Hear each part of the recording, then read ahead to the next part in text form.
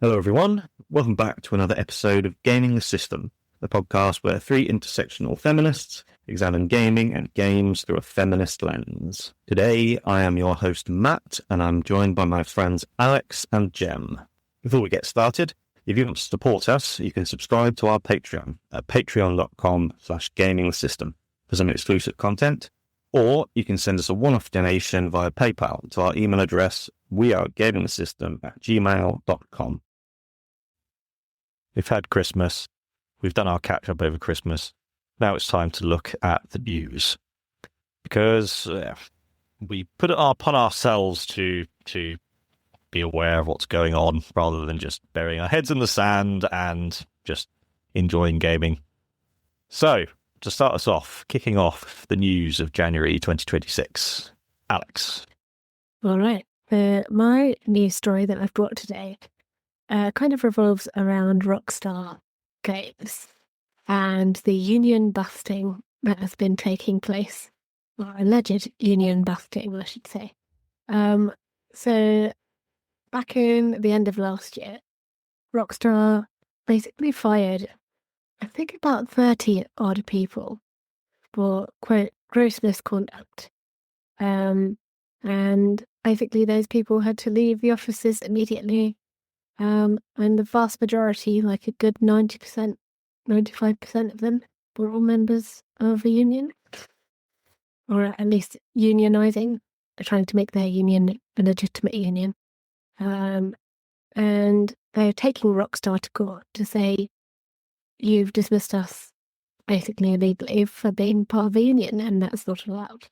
And the news that had come out this last week is about a preliminary hearing to do with what they call interim relief, which is basically a legal thing describing, say, if someone was unfairly dismissed, they would get interim relief, so they'd still be being paid by the company, even after they'd been dismissed, because obviously they're investigating whether it was a fair dismissal. And I will run through basically what happened in the trials. So it was happening in Scotland, obviously. Rockstar's based in Edinburgh. And defending the union is a very well-known lawyer, defence lawyer, who's worked a lot with unions in the past. So he represented all the miners for the miners' strikes and things like that. Jam's gone. Lord Handy Casey. I can stop if you want. I can get going. It's up to you. You're on a roll. I'm Sure. sure she'll pop back up. And he was essentially representing the union and defending the union. So they've got the big guns in their side of the court, essentially, one would hope. So he kind of looked at the case from the angle of discussing what is gross misconduct? What does it actually mean? So he was looking at the types of things that normally happen when someone is accused of gross misconduct in the workplace. So normally there would be a process that worker would then go through, a series of disciplinary hearings. There had to be willfully flouting their contract. So what Rockstar have basically done is some of these people were dismissed. They were dismissed all on the same day, and some of them were made to leave the office, taken out by security, without even being allowed to clear their desk, which to me doesn't strike me as if they were following procedures, things like disciplinary hearings. That was so sudden. And the person defending Rockstar is a man called Andrew Burns. Mr. Burns. He was looking at it from more of a technical angle. Yeah. It fucking surprised me. I know, right? All of this is happening, all of this alleged misconduct. I should give you context, actually, because I haven't described that part. Basically, all of the members of the union were on this Discord chat, and Rockstar have accused them of basically breaching confidentiality on the Discord and like spreading Rockstar secrets all over the Discord and putting Rockstar legitimate risk by the talks they've been having on the Discord. You can, if you're interested in finding out more about what initiated this and the backstory behind it, you should go to the YouTube channel, People Make Games. They've been doing really extensive video games journalism on the subject, so I recommend you go have a look. But essentially, Rockstar have accused a games journalist of essentially lurking on this Discord and putting Rockstar at legitimate risk. The person in question is a man called Scott Allsworth, who is a journalist for the left-wing Morning Star. It's an online kind of newspaper type thing, magazine thing, between 2022 and 2025. And he's written about 5 articles on video games on the Morning Star. So those are kind of the 2 sides that were presented at this trial, which is just a preliminary trial, so it's not the final trial, and it's just concerning the interim relief for the workers that have been dismissed. So the guy investigating this has kind of mentioned that there's no copy of evidence widely available to people at large, but there is a copy of evidence at the Tribunal Centre in Glasgow. I want to say Glasgow. So he goes and makes an appointment to have a look at this document, and it's like over 1,000 pages long of all the evidence that has been submitted for like either side of the case, all the messages on Discord, all the contracts of the people involved, etc., etc.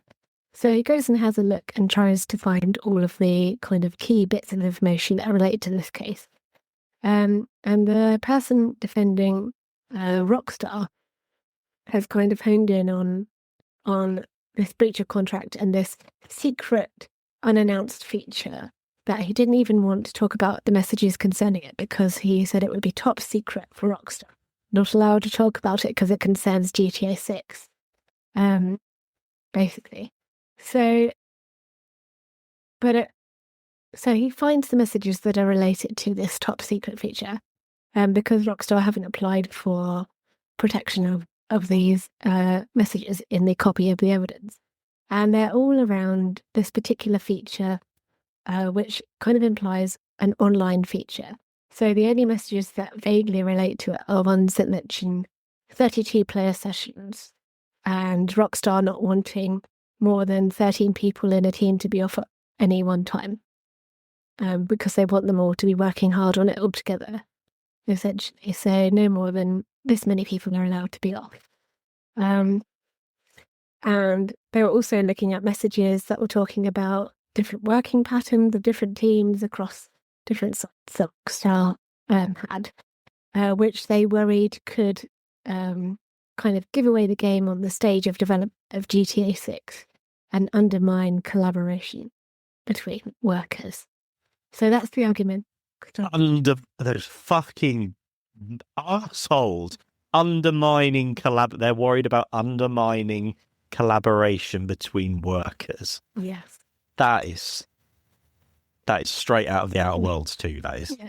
And it's interesting also the journalist that was making this video and looking into this preliminary hearing was looking at the number of messages that were presented as evidence of gross misconduct for each of these employees.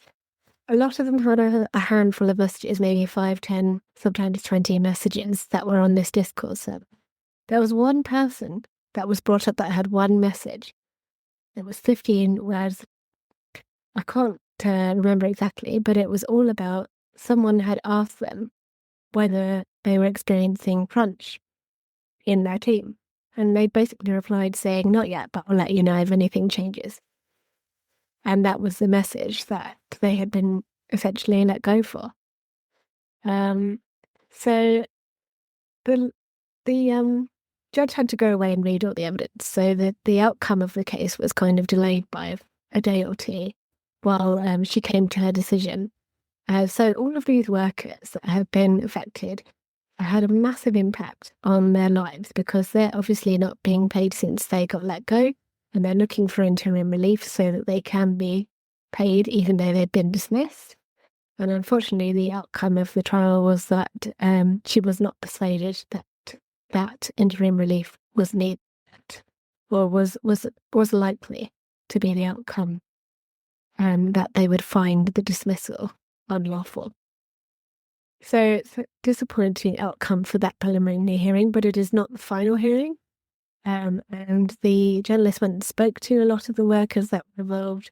A lot of them were obviously really worried about how they're going to manage financially, live where they're continuing to live, and a lot of them also had massive implications on their ability to stay in the UK because they were there on visas.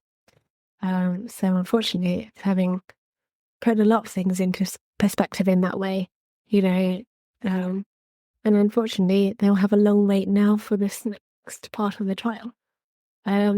So it's generally quite disappointing news, but it is also concerning. The levels that Rockstar have gone to and what they consider to be breaching contract, talking about your working conditions with other people. I don't know. And they're using the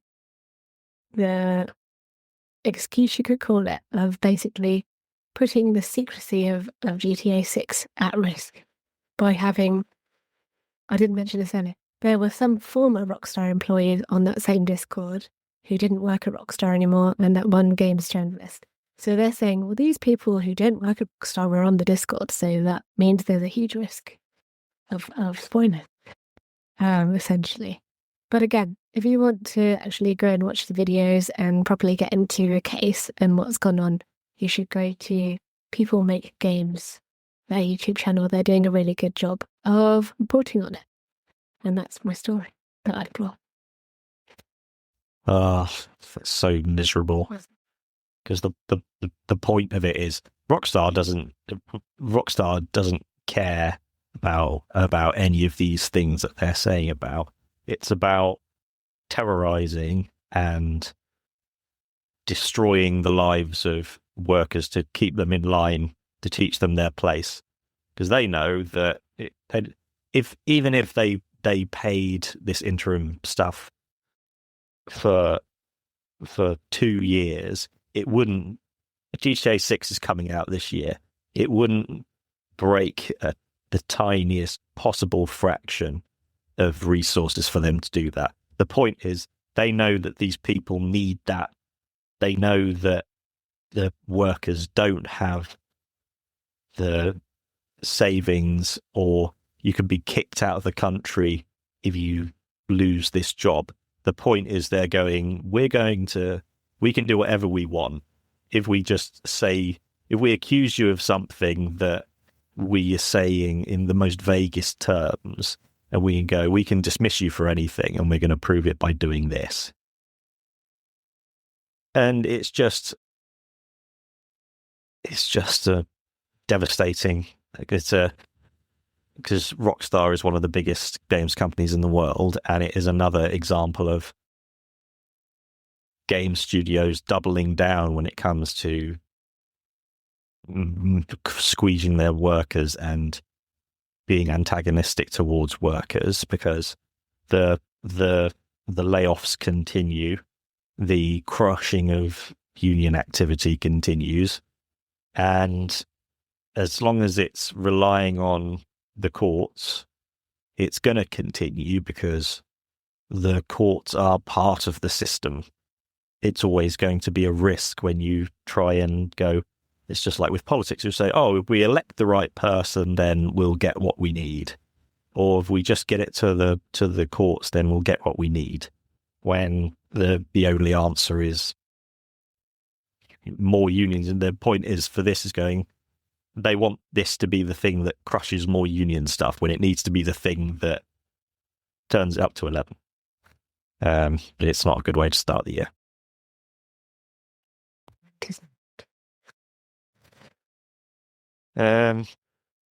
So it's a toss-up, because I know how bad my story is, and I don't know how bad Gem's story is. So whether Gem goes next or I go next, let's do heads or tails again. Heads or tails, Jim? You're muted. I'll choose heads. Tails. It is. So, Jem, what is your story, Jem?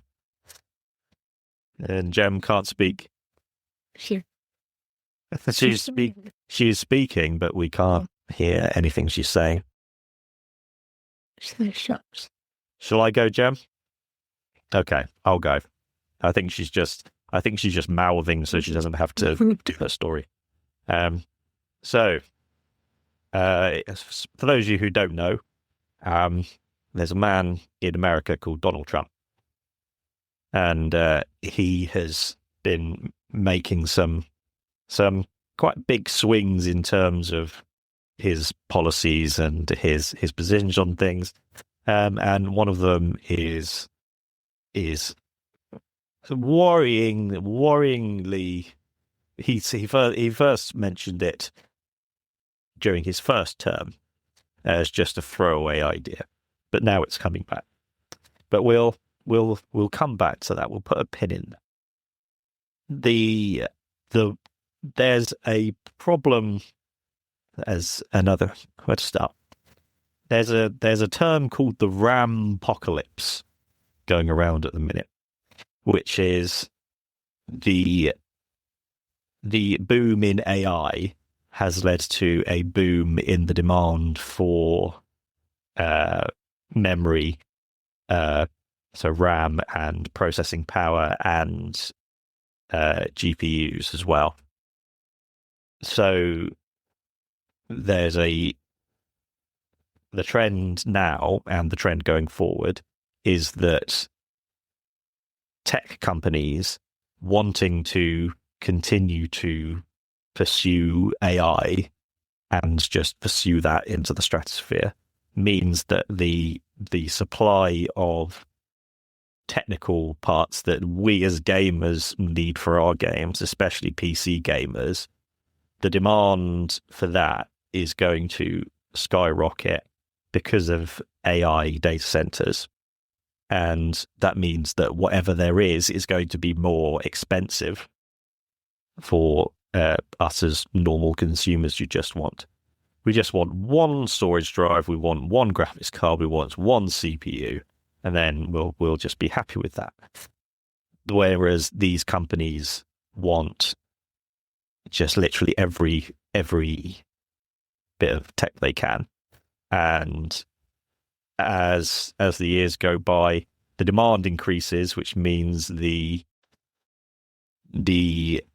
only a finite amount of shit on the planet, which means that as that accelerates, we're accelerating towards a time when we're going to be running out of stuff.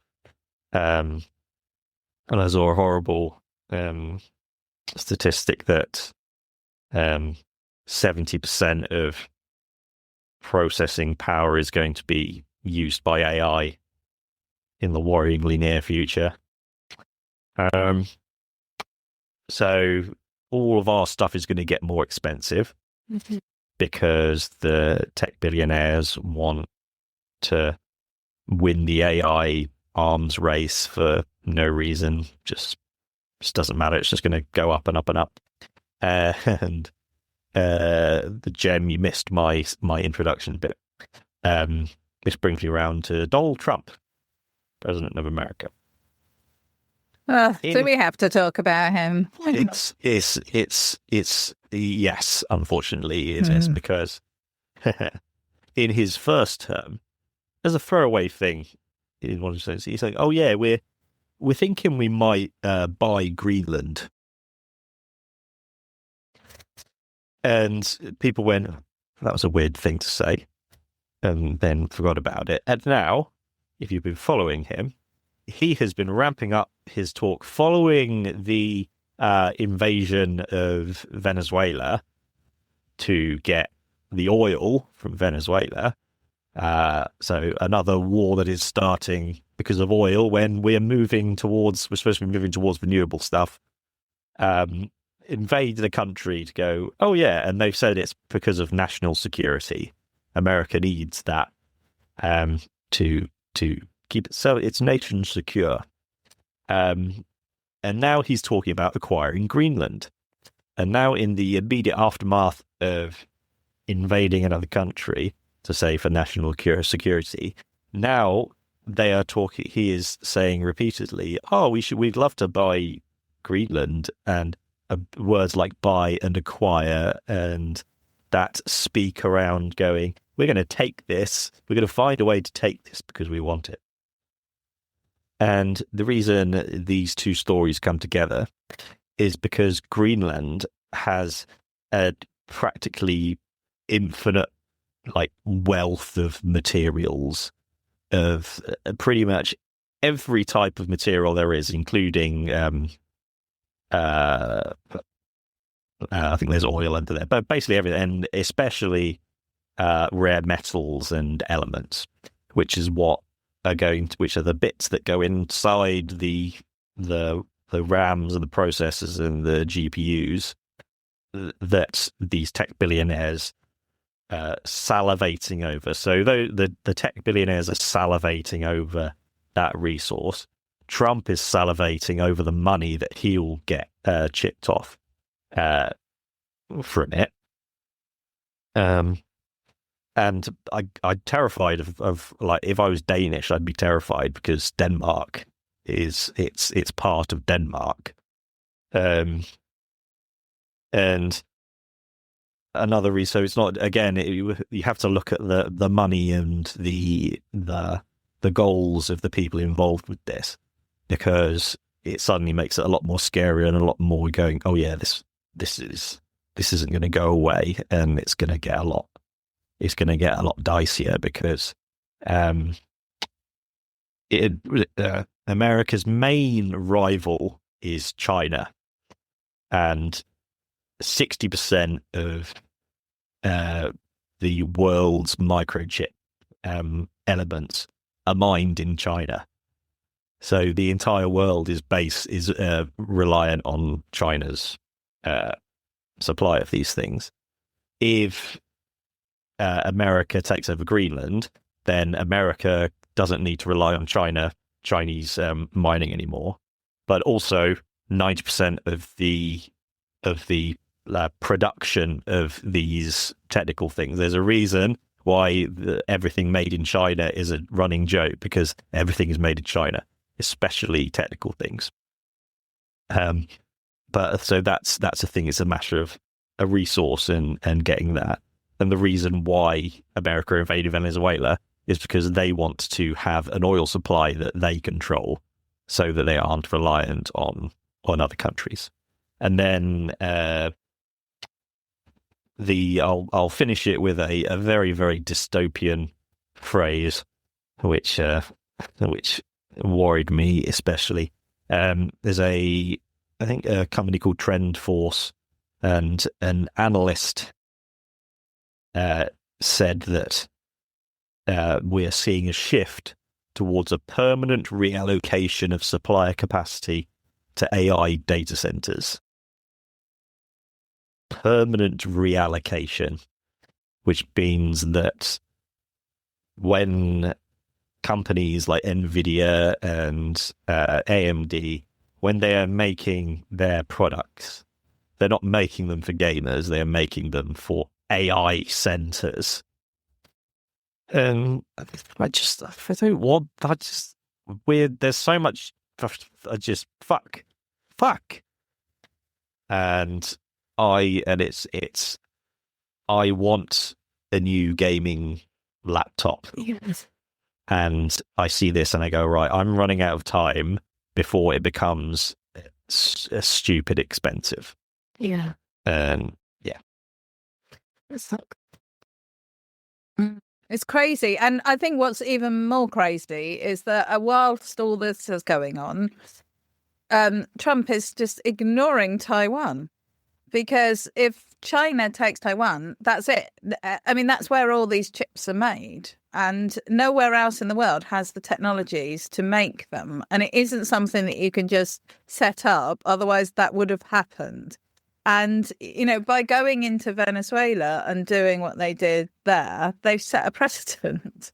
It's fine to do that.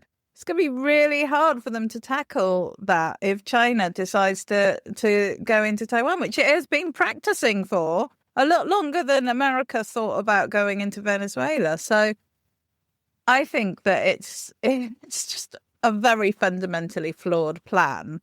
But yeah, it in itself, it destabilizes everything. And I think it'll be interesting to see how it does go down, because gaming, as we've talked about a lot, is a massive industry. So I think that... Still the biggest entertainment industry.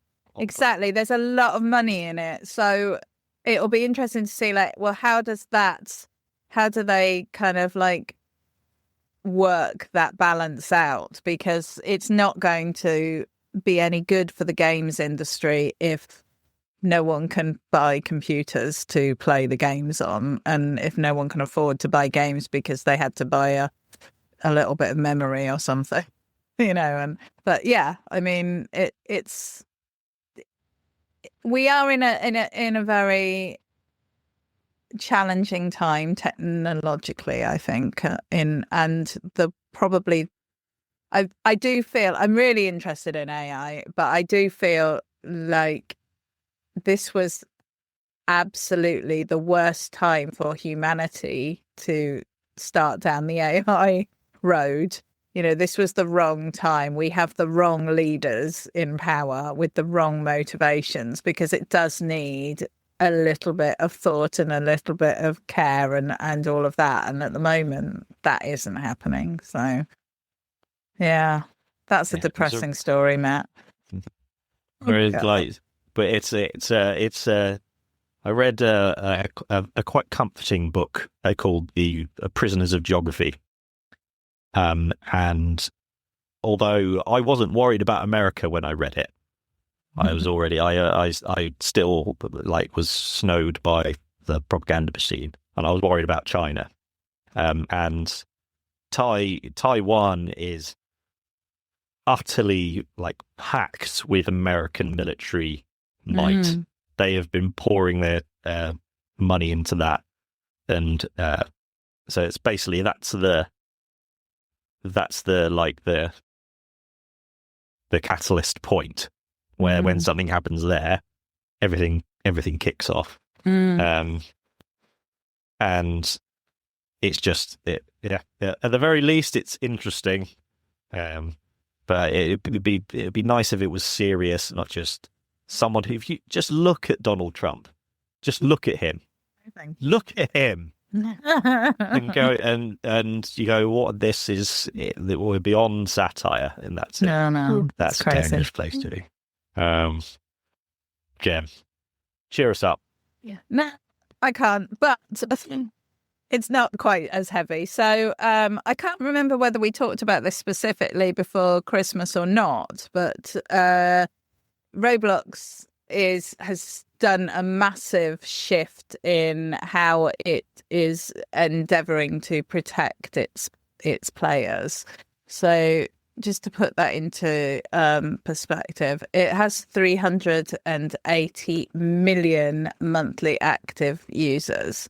So it's massive. And I heard a podcast with the CEO talking, and he was saying that the over 21s is actually one of the largest growing age groups on Roblox. So it's not just for kids, although it still is mostly kids. So they've had a lot of flack over the years because it wherever you have a space with this many kids in, there's going to be a lot of risks over and a lot of concerns over what's going on in that online space, especially as they can chat. And we've talked in the past about how awful the moderation on Roblox is. I mean, it's horrendous. First of all, they hash out so much text that the people can hardly speak to each other anyway. And that, I think, encourages them to go to other social media platforms. So they're chatting on Instagram, TikTok, Discord, and Snapchat, and many others, I'm sure, because they can't communicate on there, so they take it offline. However, they do communicate on there, and they can often use voice chat and things like that. So in the run up to Christmas, Roblox announced that they were going to bring in facial age estimation and required age checks for all of their users. And then via this, they're going to put people into, or they have put people into age categories. And it's a bit faffy, but basically you can talk to sort of people 2 years older than you and 2 years younger than you. You can sort of talk to a group, a range.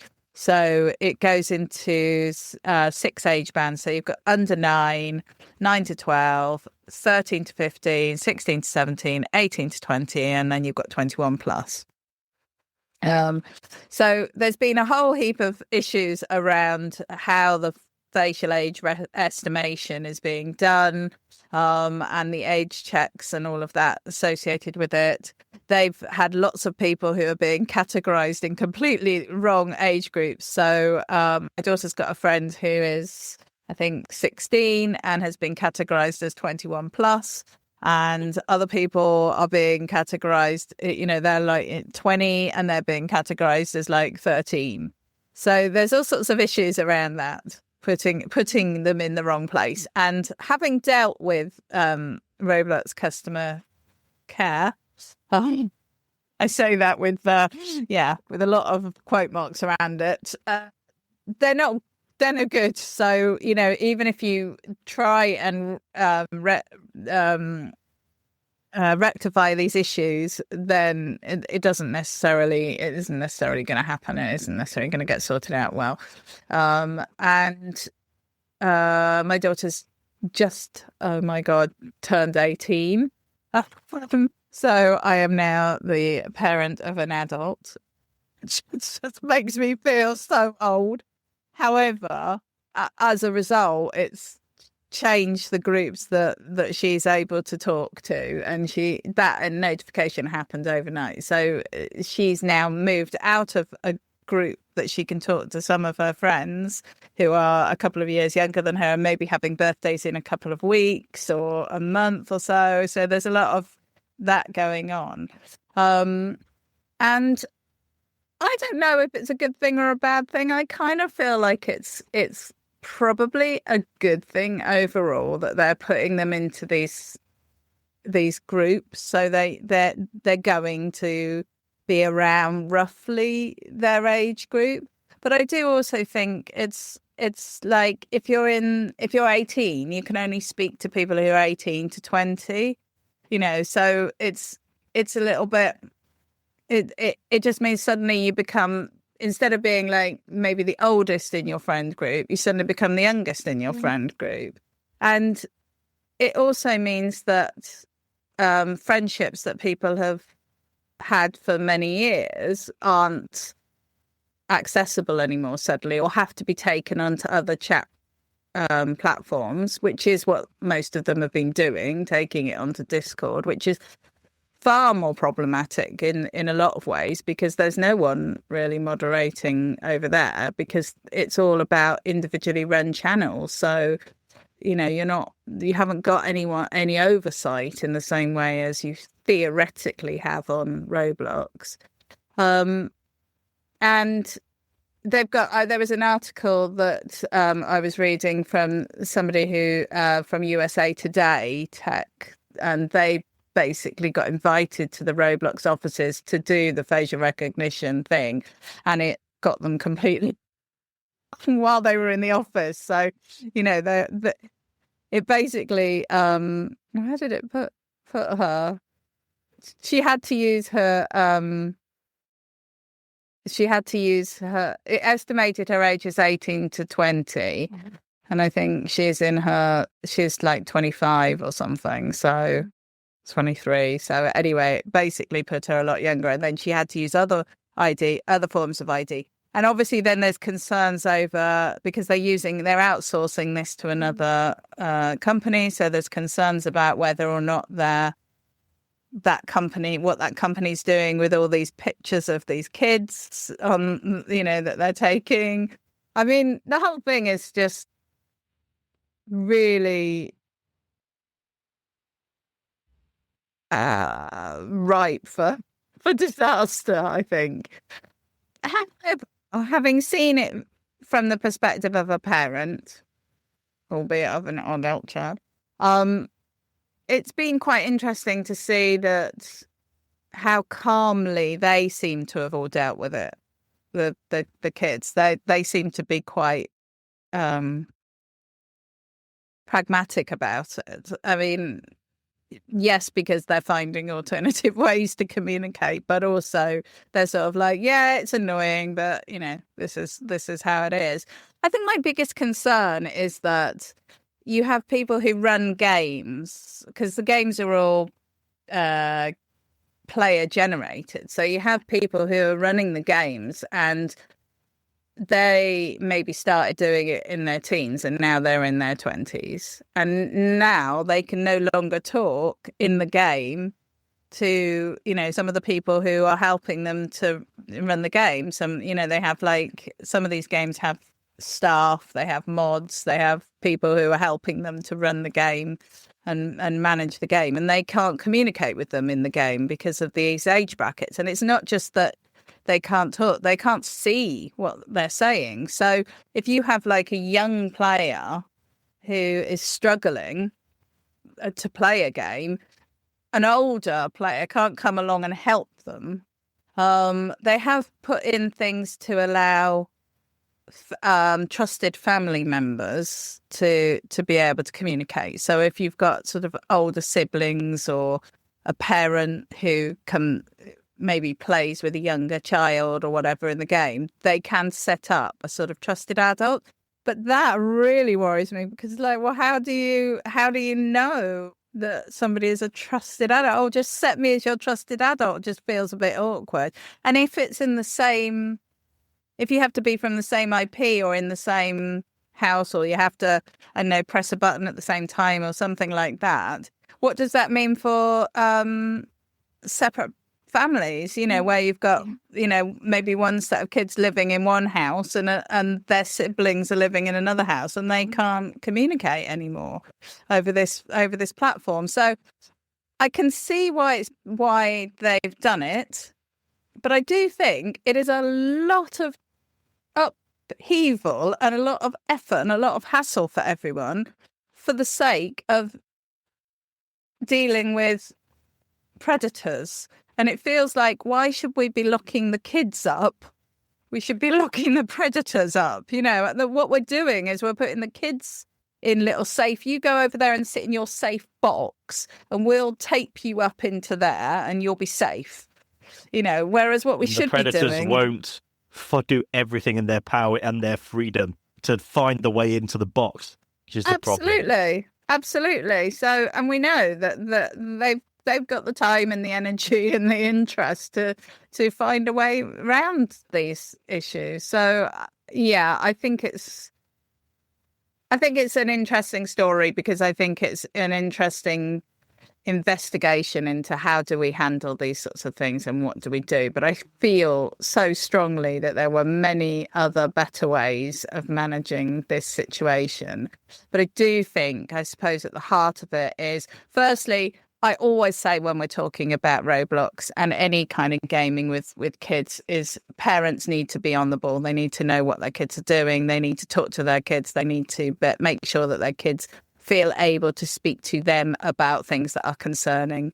That would be my first sort of port of call. But secondly, we really, really need to recognise that our kids are now on these platforms in all sorts of scenarios, in all sorts of situations, and we need to take that seriously, and we need to think about what that means for their mental health. And just saying you can't do it, or we're gonna separate you into different age groups, make it harder, is not helpful for them. It doesn't, we need to it's a very blunt object to deal with a very nuanced issue. So yeah, it's again, it's like trying to focusing on the wrong problem. Coming at it. Yeah, because the all this is doing is going, right, we've got what we think the problem is, and we're going to try and solve it through doing these things. When anyone can go, this is, there must be an easier way to talk to my friends, and then they go, this isn't working. I'll go and then I'll try Discord, I'll try WhatsApp, I'll try Facebook, and then that opens them up to far more like vulnerabilities. But when they choose to go, right, this isn't, I want to be able to do this and I can't, so I'll do this.